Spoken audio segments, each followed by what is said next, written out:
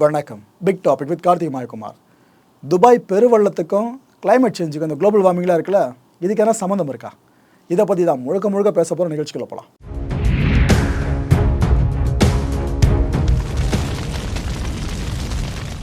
துபாயில் ஏற்பட்ட கனமழை, அதுக்கப்புறம் ஏற்பட்ட மிகப்பெரிய வெள்ளப்பெருக்கு, இது சார்ந்த வீடியோ காட்சிகள், புகைப்பட காட்சிகள்லாம் இருக்குல்ல, அதை பார்க்குற பல பேரும் சொல்கிற விஷயம் டூம்ஸ்டேவோட அறிகுறி தான் இது.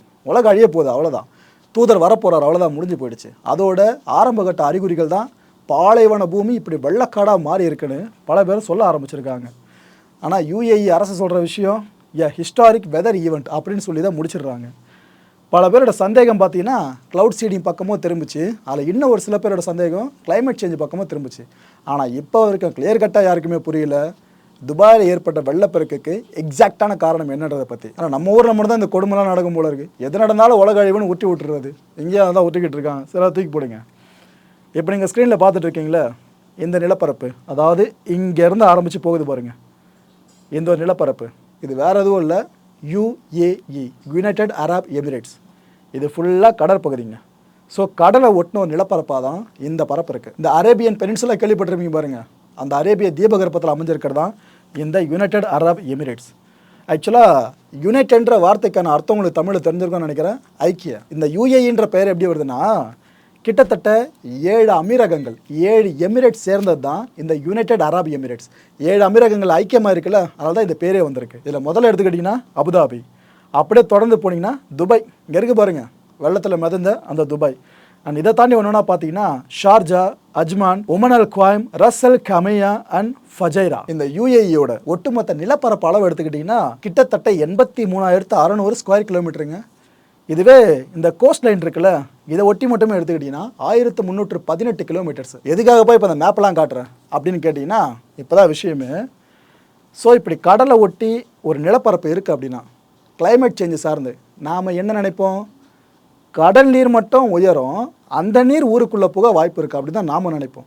நாம் எதிர்பார்த்தது அதுதான். ஆனால் இப்போ நடந்தது என்ன, கடல் தண்ணியால் எந்த பிரச்சனையும் இல்லை, கனமழையால் வெள்ளப்பெருக்கு ஏற்பட்டிருக்கு. யாருமே எதிர்பார்க்காத விஷயம் நடந்திருக்கு. இதுதான் இங்கே யாராலையுமே ஏற்றுக்க முடியல. என்னதான்ப்பா நடக்குது, என்னதான்ப்பா பண்ணி வச்சுக்கிறேன் UAE அப்படின்னு சொல்லிட்டு. துபாயோட இந்த நிலைமைக்கு காரணம், அதாவது UAE, ஒமன் உட்பட பல பகுதிகளில் கனமழை வெளுத்து வாங்கியிருக்குல்ல, இந்த சடன் ரெயினுக்கான காரணம் கிளைமேட் சேஞ்சாக இருக்கலான்னு பெரும்பாலான தரப்பினர் இப்போ நம்ப ஆரம்பிச்சிருக்காங்க. ஆய்வாளர்கள் வரைக்கும் அதை நோக்கி தான் சந்தேக கண்ணை திருப்பி இருக்காங்க. சென்னை ஃப்ளட்டெல்லாம் பார்த்துருப்போமே, லிட்டராக அதை பார்க்குற மாதிரி தான் துபாய் ஃப்ளட்டு காட்சிகளாக இருந்துச்சு. ஸோ இந்த கிளைமேட் சேஞ்ச் குளோபல் வார்மிங்லாம் இருக்குல்ல, இதை பேஸ் பண்ணி தான் இப்போ ஒரு தொகுப்பை நீங்கள் முழுமையாக பார்க்க போகிறீங்க மக்களே. உலக வெப்பமயமாதலோட அதிதீவிர தாக்கம் இருக்குல்ல, இது இன்னும் அதிகரிச்சிட்டே போச்சு. நாம் இந்த குளோபல் வார்மிங்கை கண்ட்ரோல் பண்ண தவறிட்டோம் அப்படின்னா நெகட்டிவாக என்னென்ன விஷயங்கள் நம்ம ஃபேஸ் பண்ண போகிறோம், இதை சார்ந்த தொகுப்பு தான் இது. இதில் மொதல் நெகட்டிவான விஷயம், கடல் நீர் மட்டம் கணிசமாக உயரும். நீங்கள் ரொம்ப தூரம்லாம் போக வேண்டாம், நம்ம மெரினா பீச் இருக்குல்ல, அதையே எடுத்துக்கங்க. அதை சார்ந்து இருக்கிற வடசென்னை பகுதி அப்படியே கடலுக்குள்ளே மூழ்குன்னு சொன்னால் உங்களால் நம்ப முடியுமா? இதுதான் மித்து மாரி தான் இருக்கும் உங்களுக்கு நான் சொல்கிறத கேட்குறதுக்கு. ஆனால் இது நடந்தால் தான் உங்களுக்கு புரியும் அப்படின்னா அதை பார்க்குறது நீங்கள் இருக்க மாட்டீங்க அந்த கடலோர பகுதியில் இருந்தீங்கன்னா. இது உலகளாவிய ரீதியில் நடந்தால் எப்படி இருக்கும், நம்ம மெரினா பீச் பகுதி மட்டும் இல்லாமல் உலகளாவிய ரீதியில் அந்த கடற்கரை ஓர பகுதியில் எல்லாமே கடலுக்குள்ளே வந்துருச்சுன்னா எவ்வளோ மோசமாக இருக்கும். இதுதான் மொதல் நெகட்டிவ் இம்பேக்ட்டுங்க. நம்ம குளோபல் வார்மிங்கை தடுக்கலாம் அப்படின்னா. என்னப்பா இது வெப்பம்னு சொல்கிற, ஓகே புரியுது, அதுக்கும் கடல் தண்ணிக்கு என்னப்பா சம்மந்தம், நான் முச்சு போடுறியா அப்படின்னு கேட்டிங்கன்னா இன்னும் உங்களுக்கு தெளிவாக சொல்கிற மக்களே. இப்போ இந்த பனிப்பாறைகள்லாம் இருக்குல்ல, அது அதிகமாக உருகிட்டே வருது அப்படின்னா அதுலேருந்து வெளியே வர தண்ணியை சேமித்து வைக்கிறது, ஏன்னா செப்டி டேங்காக கட்டி விட்டுருக்கோம், எதுவுமே கிடையாதுல்ல, கடலில் தானே கலக்கணும். அவ்வளோ பெரிய ராட்சத பனிக்கட்டிகள் உருகிட்டே வருது அப்படின்னா அந்த தண்ணி கடலில் தான் மொத்தமாக போய் சேரும். ஸோ கடல் அப்படின்றது ஓரளவு வரைக்கும் மட்டும்தான் நீரை ஒரே நிலைமையில் தேக்கி வச்சுக்கிட்டு இருக்கோம். பனிக்கட்டி உருகல் நிகழ்வு அதிகமாகிடுச்சு அப்படின்னா அந்த கடல் நீர் மட்டம் இருக்குது பார்த்தீங்கன்னா, கடல் நீர் மட்டம் அது ஆட்டோமேட்டிக்காக உயர ஆரம்பிச்சிடும். இதுதான் இப்போ வரைக்கும் நடந்துகிட்டு இருக்கு, நம்ம கண்ணுக்கு தெரியாமல் சைலண்டாக நடந்துகிட்டு இருக்கு. 1900ஆவது வருஷத்தில் இருந்து 2020 வரைக்கும் இந்த கடல் நீர் மட்ட உயர்வு இருக்குது பார்த்தீங்களா, இது சம்மந்தமாக கிளைமேட் சயின்ஸ் அப்படின்ற அமைப்பு ஒரு ஸ்பெஷல் ரிப்போர்ட்டை அன்வீல் பண்ணாங்க. அதில் அவங்க நிறைய விஷயங்களை சொல்லியிருந்தாங்க. அதில் முக்கியமான விஷயம் நம்ம சொன்னாங்க, உலகளாவிய கடல் நீர் மட்டம் 6.3 இன்ச்சில் இருந்து 8.3 இன்ச் வரைக்கும், அதான் அங்குலம்னு சொல்ல தமிழ் நிலைமை, அதான் இன்ச்சுன்னு சொல்கிறேன், 8.3 இன்ச் வரைக்கும் மேலே போயிருக்காங்க, அதாவது உயர்ந்திருக்கா. இந்த 120 வருஷங்களுக்குள்ளேயே 8.3 இன்ச் வரைக்கும் மேலே போயிருக்கான். நம்ப முடியுதா? இதை அவங்க வெளியிட்டிருக்க ஸ்பெஷல் ரிப்போர்ட்லேயே சொல்லியிருக்காங்க. இந்த 120 ஆண்டுகளுக்குள்ளேயே இவ்வளோ கொடுமை அப்படின்னா இன்னும் வரப்போகிற 100 வருஷம் கழிச்சு இந்த இன்ச்சு எந்த இன்ச்சா மேலே போய் யோசிச்சு பாருங்க. மொதல் ரிப்போர்ட்டை விடுங்க. ரெண்டாவது ரிப்போர்ட் பார்த்தீங்கன்னா நேஷனல் அகாடமி ஆஃப் சயின்ஸ் இந்த அமைப்பு தான் வெளியிட்டிருக்காங்க. அவங்க என்ன சொல்கிறாங்கன்னா, இந்த குளோபல் வார்மிங் அப்படின்றது இயற்கையாக ஏற்படுறது இல்லைப்பா, மனுஷ பயல்களால் செயற்கையாக ஏற்படுத்தப்படுறதான். இதோட விளைவு ஆர்டிக் பனிப்படலம் இருக்குல்ல, அது உருகலில் வந்து முடியுதுப்பான்னு சொல்கிறாங்க. அதாவது வருஷத்துக்கு 17,000 ஸ்கொயர் மைல்ஸுக்கும் மேலே பனிக்கட்டிகள் உருகிட்டு இருக்காங்க. ஆர்டிக்ல மட்டுமே சொல்றாங்க, மற்ற பனிப்படலம்லாம் விட்டுருங்க, அந்த ஒரு பகுதியில் மட்டுமே சொல்றாங்க. இந்த 17,000க்கும் மேற்பட்ட ஸ்கொயர் மைல்ஸ் அப்படின்றத இன்னும் உங்களுக்கு புரியுற மாதிரி சொல்றதா இருந்தா, இந்த நியூ ஜெர்சி மாகாணம் இருக்குல்ல, இதுவே 2 நியூ ஜெர்சி மாகாணமா சேர்த்து வச்சு பார்த்தா எவ்வளோ பெருசு இருக்கும். அந்த அளவுக்கு ஒரு வருஷத்துக்கும் 17,000 ஸ்கொயர் மைல்ஸ் அளவுக்கு அங்கே பனிப்படலம் உருகிக்கிட்டு இருக்கான். இப்போ கூட ஒரு சில நம்பியிருக்க மாட்டீங்க, உலக வெப்பமயமாதலுக்கும் இந்த பனிக்கட்டி உருகி கடலில் மட்டம் உயரத்துக்கும் சம்மந்தம் இருக்கு அப்படின்ற விஷயத்த. இன்னும் உங்களுக்கு கொஞ்சம் டீட்டெயிலாக சொல்கிற மக்களே, உங்களுக்கு புரிகிற வரைக்கும் இன்றைக்கி விட போகிறது கிடையாது. இந்த பள்ளி பாட புத்தகத்தில் நம்ம ஒரு விஷயத்தை படிச்சிருப்போம், தேர்மல் எக்ஸ்பான்ஷன் அப்படின்னு சொல்லிட்டு. அதாவது வெப்பநிலை மாறுபடும் போது அந்த குறிப்பிட்ட பொருளோட ஷேப், ஏரியா, வால்யூம் இது 3மே மாறுபடும். நம்ம புத்தகத்தில் படிச்சிருக்கோல, அதுதான் இப்போ வரைக்கும் நடந்துக்கிட்டு இருக்கு. அதாவது நீங்கள் இப்போ வரைக்கும் ஒரு கடல் அப்படின்றத ஒரு ஷேப்பில் பார்த்துக்கிட்டு இருப்பீங்க. மெரினா பீச் எடுத்துக்கங்களேன், கடல் நீர் மட்டும் இவ்வளோதான்ப்பா, இது வரைக்கும் கரை நின்றோம், இதுக்கு மேலே தண்ணி வராதுப்பா, இப்படி தான் பார்த்துக்கிட்டு இருப்போம். ஒரு 70 வருஷம் கழிச்சு நீங்கள் அந்த இடத்துக்கு போய் பார்க்குறீங்க அப்படின்னா, நீங்கள் முன்னாடி பார்த்த இடத்த விட நீர் மட்டம் கொஞ்சம் மேலே வந்திருக்கும். அந்த கரைன்ற பகுதி தண்ணி இன்னும் கொஞ்சம் முன்னாடி வந்திருக்கும். முதல்ல உங்கள் கால் கிட்டே தண்ணி தொட்டிருக்காது, ஆனால் இப்போ போய் பார்த்தீங்கன்னா உங்கள் முழங்கால் வரைக்கும் தண்ணி வந்திருக்கும். புரியுதா? வெப்பம் அப்படின்ற ஒரு விஷயத்தில் சேஞ்ச் நடக்குது அப்படின்னா அது கூட சேர்ந்து ஷேப், ஏரியா, வால்யூமில் சேஞ்சஸ் நடந்துக்கிட்டே இருக்கும். இதைத்தான் திரும்ப திரும்ப சொல்லிக்கிட்டு இருக்கேன். இந்த தேர்மல் எக்ஸ்பான்ஷன் அப்படின்ற ப்ராசஸ் நடக்கிறதுக்கு குளோபல் வார்மிங் தான் பிரதான காரணம். இந்த ஸ்க்ரீனில் தெரியாதுலங்க, இவருக்கு பேர் ஜேம்ஸ் ஹான்சன். உலகத்தோட தலை சிறந்த இந்த குளோபல் வார்மிங் சம்பந்தமான பல விஷயங்களை பகுத்தறியறதுல இவர் அடிச்சுக்க ஆளே இல்லை. இவர் US climate science awareness and solution இந்த அமைப்பு இருக்கு பார்த்தீங்களா, இதில் முக்கியமான தலையே நம்மால் தான். இவர் என்ன சொல்கிறாரு இந்த குளோபல் வார்மிங்கை பற்றி அப்படின்னு பார்த்தீங்கன்னா, 2100 வருஷத்துக்குள்ள கிரீன்லாந்தில் இருக்க ஒட்டுமொத்த பனிப்படலமும் உருகிரும்னு சொல்கிறாங்க. ஒரு சின்ன பனிக்கட்டி கூட அங்கே இருக்காதுன்னு சொல்கிறாங்க. எவ்வளோ ஷாக்கிங்கான ஸ்டேட்மெண்ட்டில்? அது மட்டும் கிடையாதுங்க. இதனால் உலகளாவிய கடல் நீர் மட்டம் அப்படின்றது 23 அடி வரைக்கும் மேலே போகுன்றாங்க. அது இன்னும் உங்களுக்கு புரியலன்னா தெளிவாக சொல்கிறேன். இப்போ நான் ஒரு 6 அடி இருக்குது அப்படின்னா 23 அடினா எவ்வளோ பெருசாக இருக்கு யோசிச்சு பாருங்கள். அது வரைக்கும் கடல் நீர் மட்டம் மேலே போகிறதுக்கு கிரீன்லாந்து மொத்தமாக உருகுனா போதுன்றாரு ஹான்சன் அவர்கள். 2100க்குள்ளே இது சாத்தியமாகும்னு சொல்லியிருக்காரு. இப்போ இந்த சீரியஸ்னஸ் என்னன்னு புரியுதா மக்களே? வெப்பமயமாதலால் கடல் நீர் மட்டம் எந்தளவு உயரும் ஃபுல்லாக சொல்லிட்டேன். இதுக்கப்புறம் கண்டிப்பாக யாரும் நம்பாமல் இருக்க மாதிரி நம்புகிறேன். ஓகே, இப்போ 2வது நெகட்டிவான இம்பாக்ட்டுக்கு போகலாம். அதாவது வெப்பமயமாதல் இப்படியே அதிகரிச்சே போயிட்டு இருந்தா அடுத்து 2வது தலைவலி நம்ம எதை சந்திக்க நேரிடும்னு சொல்லிட்டு. இது ஆக்சுவலாக நமக்கு டைரெக்டாக ஒரு பிரச்சனையை தரக்கூடிய இம்பாக்ட் கிடையாதுங்க. இந்த கடல் வாழ் உயிரினங்களாக இருக்குல்ல, அந்த ஜீவராசிகள் எல்லாத்தையும் மனுஷகுல இழக்க நேரிடும். மனுஷ குலத்துக்கு முன்னாடியே அந்த கடல்வாழ் ஜீவராசிகள் எல்லாம் செத்து மடிகிறத நம்ம பார்க்க நேரிடும். அப்பேற்பட்ட விஷயம் தான் அது. இதை ஓஷன் டி ஆக்சிஜனேஷன் அப்படின்னு சொல்லுவாங்க. அதாவது எந்த உயிர் வாழ்றதா இருந்தாலும் அதுக்கு ஆக்சிஜன் கம்பல்சரி இல்லையா? கடல்வாழ் உயிரினங்களுக்கும் இது இன்றியமையாத ஒன்று தான். அப்பேற்பட்ட கடல்வாழ் உயிரினங்களுக்கான ஆக்சிஜன் அப்படின்றது 0 வரைக்கும் கீழே சரியறதுக்கு வாய்ப்பு அதிகமாக இருக்காங்க. இதுக்கு எல்லாத்துக்கும் பிரதானமாக நிற்கிறது குளோபல் வார்மிங் மட்டும்தான். ஒரு கடத்தில் என்ன ஆகும்னு பார்த்தீங்கன்னா, நோ ஆக்சிஜன் நோ லைஃப் அப்படின்ற ஒரு நிலைமை கடல்வாழ் உயிரினங்கள் ஃபேஸ் பண்ண நேரிடுமா. இந்த குளோபல் வார்மிங்கை நாம் தடுக்கல அப்படின்னா நம்மளை நம்பி இருக்கல மற்ற உயிரினங்கள் அதுக்கு நம்ம துரோகம் இழைக்கிறதுக்கு சமம். நம்ம கண்ணு முன்னாடியே அந்த இனங்கள் அழியும். அதை நம்ம பார்த்திங்க உச்சி கொட்டி நிற்கணும். 3வது விஷயம், இந்த காட்டுத்தீங்க, கட்டுக்கடங்காத காட்டுத்தீ அதிகமாக ஏற்படும். இது கூடவே அனல் காற்று மனுஷனோட உடம்பை வறுத்தெடுக்கிற அளவுக்கு ரொம்ப அதிகமாக இருக்குமா நாம் குளோபல் வார்மிங்கை தடுக்காமல் இருந்தோம் அப்படின்னா. இன்னும் உங்களுக்கு ஸ்பெசிஃபிக்காக உதாரணத்தோடு சொல்லணும்னு பார்த்தீங்கன்னா, சமீபத்தில் இந்த அமேசான் காடுகள் பற்றி எரிஞ்சதில் இது யாராலையும் மறக்க முடியாது. ஏன்னா உலகத்தோட நுரையீரலாக நம்ம இப்போ வரைக்கும் போற்றிக்கிட்டு இருக்கிறது அமேசான் காடுகளை தான். அந்த இடத்துல காட்டுத்தீ ஒரு வருஷத்துக்கும் 18.7% அளவுக்கு அதிகரிச்சுட்டு போயிட்டுருக்கு அப்படின்னா இதுக்கு யார் காரணம்? மனுஷ பயிர்கள் நாம் பண்ணுற தவறான விஷயங்கள் தான், வேறு யாருமே காரணம் கிடையாது. இதுக்கு இயற்கை மேலாம் குறை சொல்லவே முடியாது. அமேசான் காடுகளோட விட்டுருங்க. இப்போ வரைக்கும் நம்ம வீடியோ பண்ணிட்டு இருக்கோமே, இந்த செகண்ட் வரைக்குமே அமெரிக்காவில் காட்டுத்தீ உக்கிரமாக இருக்குது, கனடாவில் காட்டுத்தீ உக்கிரமாக இருக்குது, ஆஸ்திரேலியாவில் எப்போ வேணாலும் காட்டுத்தீ போய்கிட்டே இருக்குது.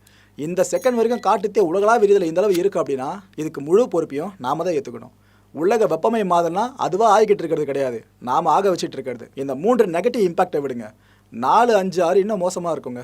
4வது பார்த்தீங்கன்னா, செடிகள் முளைக்கிற தன்மை இருக்குல்ல, அது நிலத்துக்கு இல்லாமையே போயிடும். செடி ஒரு இடத்துல கருகி அதுக்கப்புறம் அந்த குறிப்பிட்ட இடத்துல திரும்ப இன்னொரு செடி முளைக்கவே முடியாமல் போயிடும். இது நினச்சி பார்க்க முடியுது அவங்களால? நிலத்தில் செடியே இல்லை அப்படின்னா, செடினா அதை மட்டும் நான் ஃபோக்கஸ் பண்ண நினைக்காதீங்க. எல்லா விதமான மண் சார்ந்து வர்ற ஒரு இயற்கை படைப்பும் அதுக்கப்புறம் நிகழ்த்தவே படாது. மலட்டுத்தன்மைன்னு சொல்லுவாங்களே, அதை மண் ஏந்த ஆரம்பிச்சிடும். ஒரு பகுதியில் மட்டும் இல்லை, உலகளாவிய நிலம் மொத்தமே மலட்டுத்தன்மை ஏந்த ஆரம்பிக்கும். அடுத்ததா மனுஷகுலம் பார்க்காத மிகப்பெரிய பஞ்சம் ஏற்படுங்க. ஏன்னா வெப்பமய மாதிரின்னு ஒரு சின்ன ரீசன் நம்ம எடுத்துக்கலாம், அது சின்ன ரீசனே கிடையாது. எல்லா பிரச்சனைகளுக்கும் காரணமாக அமையிறது அதுதான். உங்களுக்கு தண்ணி இல்லை, உணவு இல்லை அப்படின்னா எப்படி இருக்கும்? இது ஏற்பட்டு உச்சகட்ட பஞ்சத்தை நீங்கள் ஃபேஸ் பண்ணுறதுக்கு இந்த உலக வெப்பமய மாதிரி காரணமாக அமையலாம். அவ்வளோ எதுக்குங்க. கடைசி நெகட்டிவ் இம்பேக்ட் என்னென்னு பார்த்தீங்கன்னா, இந்த பூமி பந்தே வெடிச்சு செதறினாலும் ஆச்சரியப்படுறதுக்கு இல்லை. பொதுவாக ஒரு பழமொழி சொல்லுவாங்கள்ல, அளவுக்கு மிஞ்சினால் அமுதமும் நஞ்சுன்னு சொல்லுவாங்கள்ல. கிட்டத்தட்ட இதே தான் நம்ம இதுலேயும் பார்க்க வேண்டியதாக இருக்குது.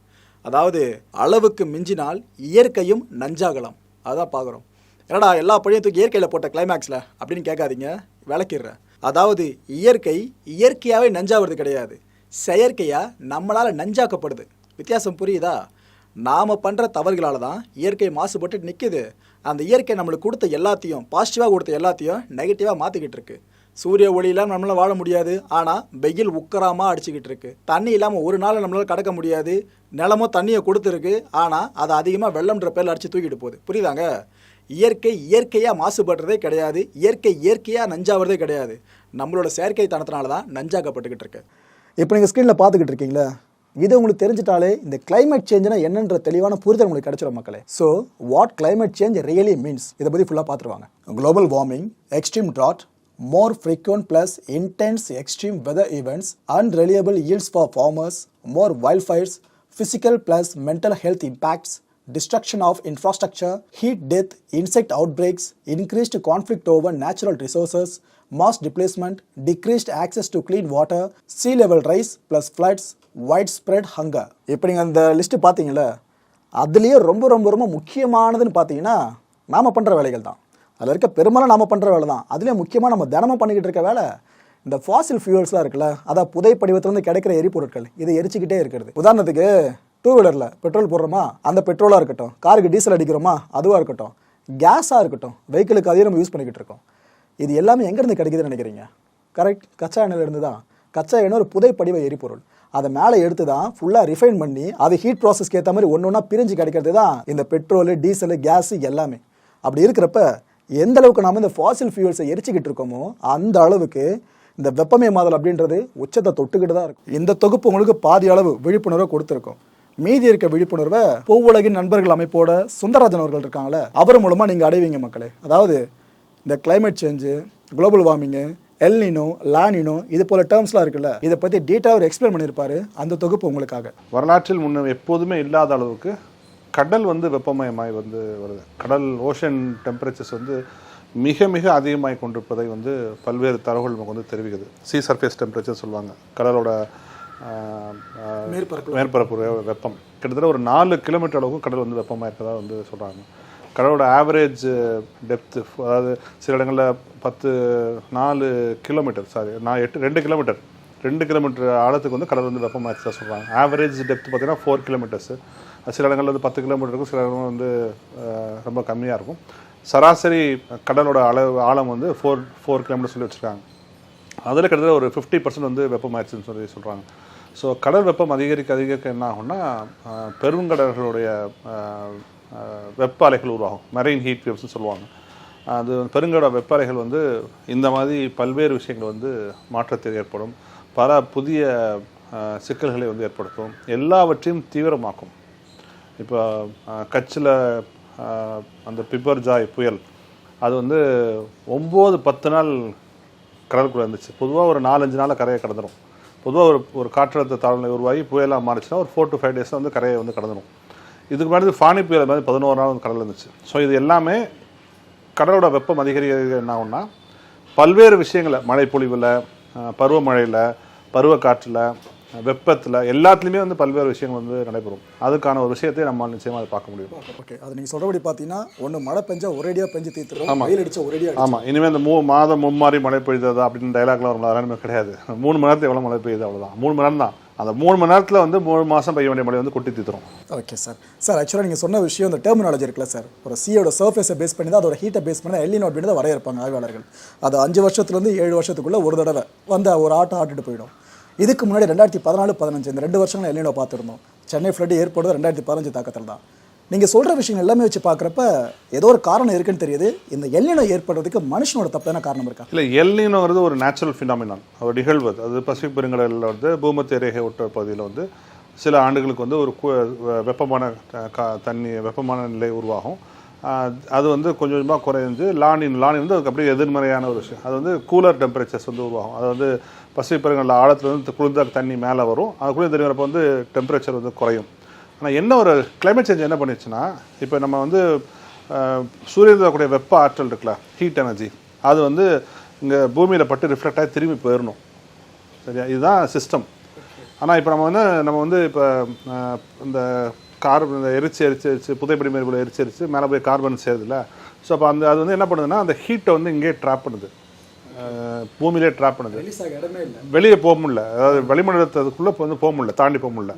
ஸோ அப்போ என்ன ஆகுனா, இந்த வெப்பத்தில் கிட்டத்தட்ட 90% வெப்பத்தை, அதாவது இந்த பூமியில் எவ்வளோ வெப்பம் தங்குதோ அதில் 90% வெப்பத்தை யார் வாங்கிக்கிறாங்கன்னா கடல் தான் வந்து உள்வாங்கிக்கிறது. 6% தான் வந்து நிலப்பரப்பில் இருக்குது, 4% வந்து துருவங்களில் இருக்குது. ஆர்டிக் அண்டார்டிகா வந்து பனியுறு காரணமாக வந்து போயிடுது. ஸோ இந்த 90% ஹீட்டை வந்து ஓஷன்ஸ் ட்ராப் பண்ணல அப்படின்னா, ஒரு வார்த்தைக்காக சொல்கிறேன், பண்ணல அப்படின்னா நேரம் புவியோட வெப்பம் வந்து எங்கேயோ வந்து மோசமாக போயிருக்கும். இன்றைக்கும் நம்மால் ஓரளவுக்கு ஏதோ சமாளித்து வாழ முடியுதுன்னா அதுக்கு வந்து பெருங்கடல்கள் வந்து இந்த ஹீட்டை ட்ராப் பண்ணிக்கலாம். ஆனால் அதோட விளைவு என்னாதுன்னா, பெருங்கடலோட வெப்பம் அதிகரிக்க 20 ஆண்டுகளுக்கு முன்பாக வெப்ப நிகழ்வான எல்னினோ காலகட்டத்தில் அந்த பசிபிக் பெருங்கடல் பகுதியில் எவ்வளவு டெம்பரேச்சர் ரெக்கார்ட் ஆச்சோ அது இப்போ லானினோ காலத்தில் ரெக்கார்ட் ஆகுது. அப்போ வெப்பமான நிகழ்வு நிகழ்ந்த போது எவ்வளவு டெம்பரேச்சர் இருந்துச்சோ அது வந்து இப்போ வந்து குளிர்வான நிகழ்வு இருந்தப்போ வந்து டெம்பரேச்சர்ஸ் வந்து ரெக்கார்ட் ஆரம்பிச்சிடும். ஸோ இது வந்து இன்னும் நிலைமை வந்து மோசமாகும். எல்னினோ லானினோ வந்து நேச்சுரல் ஃபினாமினான், அதை வந்து நம்ம வந்து ஒன்றும் இது பண்ண முடியாது. ஆனால் அது வந்து இந்த காலநிலை மாற்றத்தால் பல்வேறு விஷயங்களில் மாறுதலை ஏற்படுத்தி பல்வேறு விஷயங்கள் தாக்கத்தை ஏற்படுத்தி வந்துக்கிட்டே வந்து இருக்குது. ஆமாம், ஆக்சுவலாக இயற்கையான ஃபினாமினான்னு சொல்லிட்டீங்க, அது புரியுது. ஆனால் அதோட தாக்கம் இருக்குல்ல சார், அதை குறைக்க மனுஷங்களை எதனா பண்ண முடியுமா? அது குறைக்க கூட்டல, அதை வந்து நீங்கள் அதிகப்படுத்த தான் செய்யணும். நம்ம நீங்கள் லானினோ எல்னினோடைய எஃபெக்டை வந்து அதிகரிப்பான வேலையை தான் நம்ம வந்து செஞ்சிட்ருக்கோம். நீங்கள் வெறும் இவ்வளோ தான் டெம்பரேச்சர், குறிப்பிட்ட டெம்பரேச்சர் தான் இருந்துச்சு, இன்க்ரீஸ் ஆகும் 0.8, சராசரி வெப்பநிலையோட 0.8 எல்னினோ காலகட்டத்துலேருந்து உயரும், பொதுவாக உயரும். ஆனால் இப்போ சராசரி வெப்பநிலையே வந்து 14 பதிலாக 15 ஆயிடுச்சுன்னா, 15 பதிலாக 16 ஆயிடுச்சுன்னா, ஸோ அங்கே இருக்கிற டெம்பரேச்சரே வந்து இன்க்ரீஸ் ஆயிருந்ததுன்னா அப்போ அதை விட கூடுதலான டெம்பரேச்சர் வந்து எல்னினோ காலகட்டத்துலேருந்து வரும். ஸோ என்ன பேஸ் ஆவரேஜ் டெம்பரேச்சரோ அதை விட ஒரு 0.8னா எல்னினோ, 1.5 2 டிகிரிஸ் கூட போச்சுன்னா சூப்பர் எல்னினோ. அதான் வரையறை. லானினோ காலகட்டத்தில் எல்னினோ காலகட்டத்தில் 20 வருஷம் இந்த டெம்பரேச்சர் இப்போ லானினோ காலகட்டத்தில் வந்துருச்சு. ஸோ இனி போக போக வந்து இது அதிகரிக்க வந்து செய்யும். சும்மா ஒரு முந்தான ஒரு தோராய கணக்கு ஒன்று ஒருத்தர் சொல்லியிருந்தார்.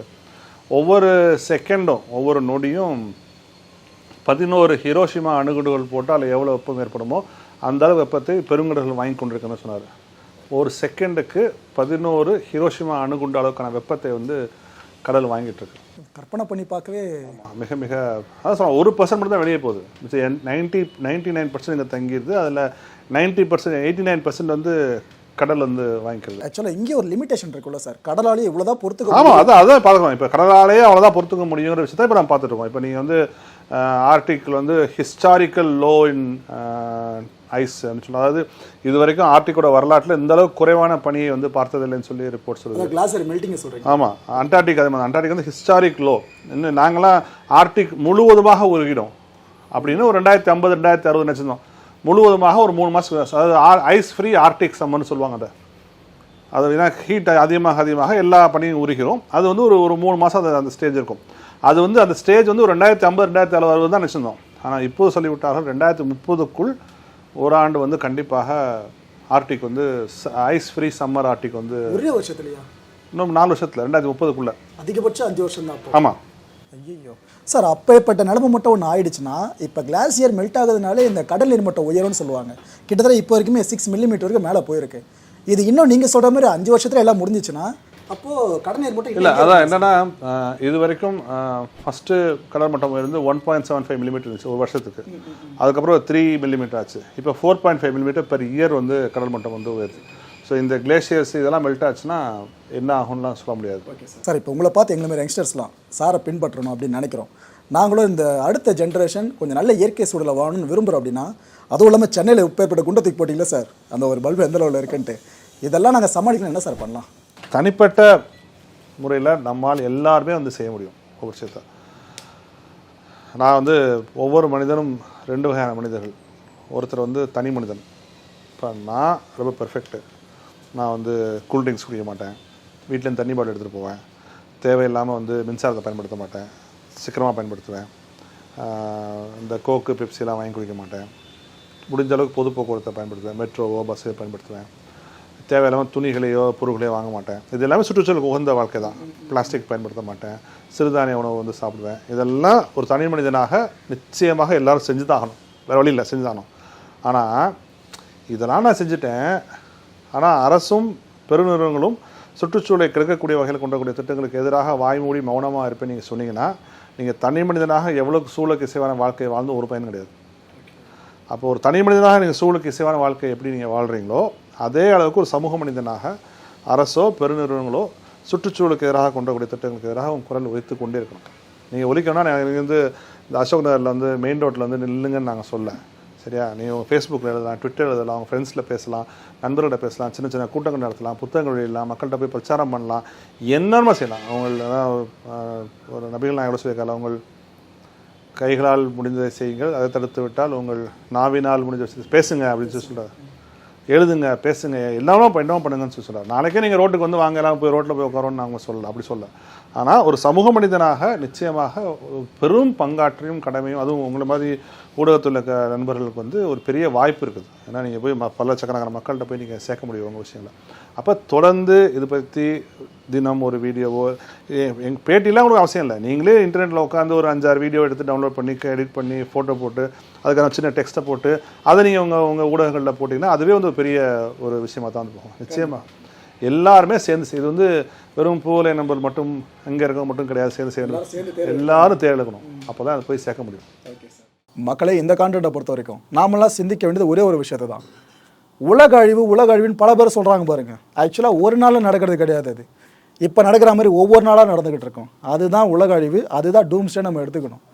உலக அழிவுன்றது தானாக உலகத்தானே அழிச்சிக்கிறது கிடையாது. மனுஷ பயலுக்கு நாம் பார்க்குற வேலை இயற்கைக்கு எதிராக அதுதான் திரும்ப நம்மளே செய்யறதுக்கு காத்துக்கிட்டு இருக்கு. பண்ணுறதை நம்ம பண்ணிவிட்டு இயற்கையின் மீது கோபமா, கடவுளை என் மீது கோபமானு நாம் புலம்பிக்கிட்டு இருக்கிறது. ஸோ இதெல்லாம் யோசிச்சு பாருங்க மக்களே. அவேர்னஸை ஊடகத்தால் கொடுக்க தான் முடியும், அதை எக்ஸிக்யூட் பண்ணுறது உங்கள் கையில் தான் இருக்குது. அடுத்த நிகழ்ச்சி சந்திக்கலாம். நன்றி, வணக்கம். வணக்கம் மாயம் ஸ்டுடியோஸ் நண்பர்களே. மாயம் ட்ரெண்ட்ஸ் அப்படின்ற ஒரு புதிய ஃபேஸ்புக் பேஜை ஓப்பன் பண்ணியிருக்கோம். நீங்கள் யூடியூப்பில் பார்த்துட்டு இருக்கீங்களா நம்மளோட கான்டென்ட்ஸ்லாம், இதெல்லாம் விட ஒரு படி மேலே ரொம்ப கிறிஸ்பாகவும் ரொம்ப சூப்பராகவும் நிறைய கான்டென்ட்ஸ் உங்களுக்கு இந்த பேஜில் காத்துட்டு இருக்குங்க. ஸோ உடனடியாக ஃபேஸ்புக் பிளாட்ஃபார்ம் போங்க, மாயம் ட்ரெண்ட்ஸ்னு டைப் பண்ணி சர்ச் பண்ணி நம்ம பேஜை ஃபாலோ பண்ணுங்கள்.